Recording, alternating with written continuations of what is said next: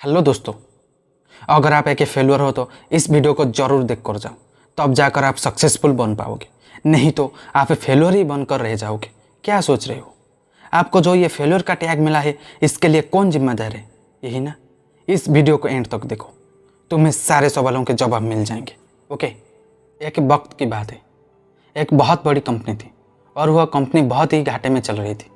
इस बात से उस कंपनी के मालिक और उस कंपनी के सारे एम्प्लॉयज़ बहुत परेशान थे, क्योंकि जब कंपनी की तरक्की नहीं हो पा रही थी तो उनकी भी तरक्की नहीं हो पा रही थी। अब उस कंपनी के सारे लोग इस बात से परेशान थे कि आखिर किस वजह से हमारी कंपनी की तरक्की रुक सी गई है। सारे लोग उस वजह को ढूंढने में लगे हुए थे। तो एक दिन उस कंपनी के मालिक सभी एम्प्लॉयज़ के टेबल पर एक लेटर रख दिया।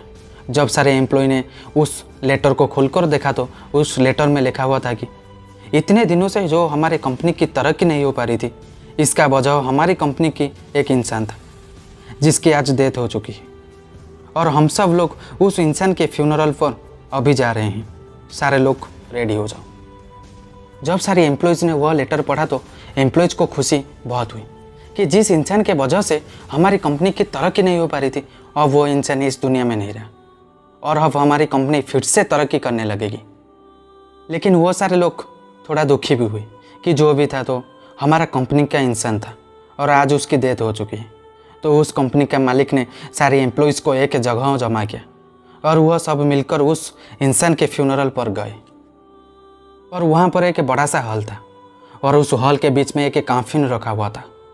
अब उस कंपनी के सारे एम्प्लॉयज़ एक एक करके उस काफिन के पास जा रहे थे और उस इंसान को देख रहे थे। सारे एम्प्लॉयज़ यह देखने को बहुत एक्साइटेड थे कि आखिर वो इंसान कौन है। तो जब एक एक करके सारे एम्प्लॉयज़ ने उस कंपनी के अंदर देख रहे थे तो सारे हैरान हो जा रहे थे। उस कंपनी में कोई इंसान नहीं था, बल्कि उस कंपनी में एक मिरर रखा हुआ था जिसमें उन सारे एम्प्लॉयज़ को अपनी ही शक्ल नज़र आ रही थी। तो दोस्तों, इस कहानी से हमें ये सीख मिलती है कि हमारी ज़िंदगी में हम जिस भी पोजीशन पर है वो हम किसी और की वजह से नहीं, बल्कि अपनी खुद की वजह से हैं। हम बहुत सी बार अपनी परिस्थितियों को दोष देते हैं, लेकिन हम यह नहीं सोचते हैं कि आज हम जो मजबूर हैं, यह आज हम जो हालत पर है वह भी हमारी खुद की वजह से है। हम हमेशा अपने काम को कल पर टालते रहते हैं, काम करने का भी मूड नहीं है।